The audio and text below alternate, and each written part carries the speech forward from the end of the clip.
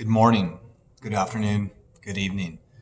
This is Mr. Terranova's virtual back to school for economics. And I just want to start off by saying this has been a good start to the year considering the circumstances. It's pretty unique and in some ways strange, but all of your students have been doing an outstanding job so far. So I commend them. And I commend you as well. So this is just going to be a quick overview of what my economics class contains, what a everyday scenario looks like, and what our long-term goals are as well. But first I want to talk about who I am so you know a little bit about me. I will also be including in Google Classroom kind of below.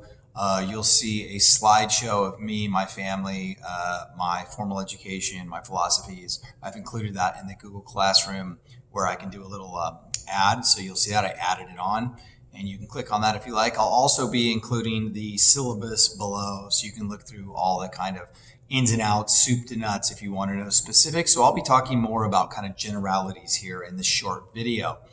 I'm excited to be back at school, and I'm really excited about potentially getting back in the classroom. I'm actually teaching from the classroom here. I am not teaching from home. I'm coming every day, and that has kind of been my commitment. I'm married for 21 years. I have two high school daughters. My wife's a teacher as well.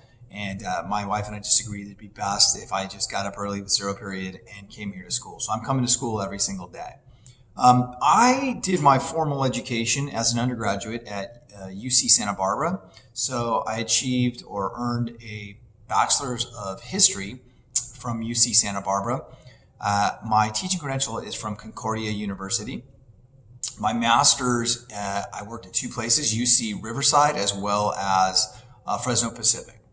So that's my formal background, a little personal information on me. I told you my two daughters are in high school. I live in Huntington Beach.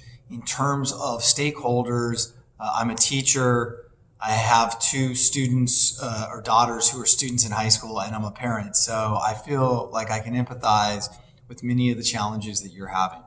If you ever need to get a hold of me, the best thing to do is to email me. And then if you need to speak to me, just email me about a time when we could speak. So that's a little bit about me. Oh, and if you're curious about my personal, let's see here, I'm supposed to say something about, I surf, I rock climb, I'm in like a midlife crisis dad band, so I enjoy music, I run, I enjoy being active, I like to read as well. Okay, so what about this class? What will your students be learning in this economics class? Well, I can get into the really wonky Keynesian, micro, macro economics. But really, I want to talk about the main focus is going to be financial literacy. And while we're going to learn a lot of the terms and the minutia that goes with economics that your students will need to be successful in college, we're also going to be focusing on some pretty basic blocking and tackling ideas about a budget, about the dangers of credit, about debt, about gaining assets, and how to be successful with your money. So we'll be looking at those kind of basic everyday parts of economics as well as kind of the more esoteric, deeper ideas. But I don't want your students just to come out of this class with a bunch of jargon and algorithms for economics. I also want them to be able to budget and finance and be successful after high school and college. So I think that's important with economics. So I'll only have your students for half of the year, and then they'll be sent off to political science, also known as civics. Okay, so we talked a little bit about what we're going to learn. This is going to be economics and finance. How will they learn it? Well, there's a multitude of learning strategies we'll use. We're going to read, we're going to write, we're going to do small groups. We're able to do breakout rooms through Zoom format. But really what I want to do is I want to create intellectual curiosity in your students. I want to present them with questions that has them dig deeper. And there's not always just one answer. Sometimes there's many answers. And we want to look at an example of this would be central banks. There's one side of the fence that says central banking is incredibly important. The Fed, the IMF, these are important institutions to growing a Western economy. There's another side that would say that central banks are the cause of a lot of our perpetual debt. I'm not going to say which side is right, but your students would have an opportunity to make a claim and use evidence to back those up. So that's those higher level thinking strategies. We're going to use stock market game. We're going to use the online textbook. There's a really terrific site that comes out of PBS. It's called 2 Cents. And it talks about applied economics. So we'll be using a multitude of different learning strategies and pedagogies to be successful with this online format. Now, why are we learning about economics? And that is almost an existential question. Ask your students on the first or second day, to be honest, and ask them if finance and economics intimidates them. And most students admitted that it does. And I'm here to kind of break down that wall. My wife said she was always afraid of finance. And once I kind of explained it to her in base terms, she said, wow, that's not that complicated. And I said, sure, it's not. I think economics and finance is made to be more complex than it really is. Obviously, there's some facets of it that get pretty deep and complicated, but the base ideas are still based in a capitalist society. The fundamentals are not that hard to learn. And if you learn these fundamentals, it's going to last you a lifetime. So why are we going to learn it? Number one, why? Because we want to be financially literate and we want to stay out of the pitfalls of debt.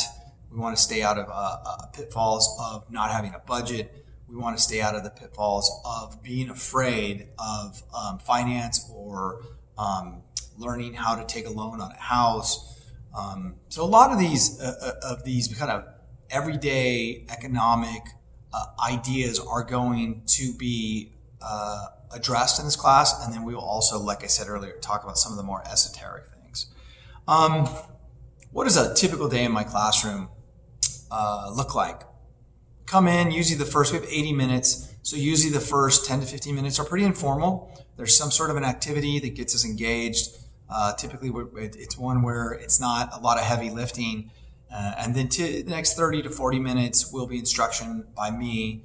And then you'll have 20 to 30 minutes to work on your own with scaffolding from me. And then the last 10 minutes, we'll kind of come together and review and see what kind of, what things we've learned and what things we still don't understand and needs to be reviewed. So that's the classic Garden Grove way, which is I do, we do, you do. So that'll be part of the foundation of this online economics course. The last thing I want to touch on was my personal philosophy, and I'm a huge believer in intellectual curiosity. I also am a very large advocate of positive thinking, and all the classes I had in college and high school that I enjoyed coming to, I felt safe and it was fun to be there.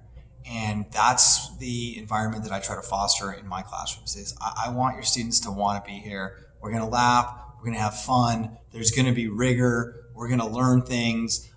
But the safety and positive attitude and this desire to want to be here creates a more productive environment. And that's what I'm trying to foster in my classroom. Okay, well, I think that's it for my back to school night, my virtual back to school night. If you have any questions, you can read the syllabi and you can look through the slides I've included. And if you need to contact me, you can email me. That is at the very top of my syllabi. It's also inside of Google Classroom. I listed that pretty early on, my email. And if you need to speak to me directly, like I said, shoot me an email, leave your phone number and a time that would work for you. And I'll get back to you and see if that works for me. Again, thank you and have a really good day. Bye-bye.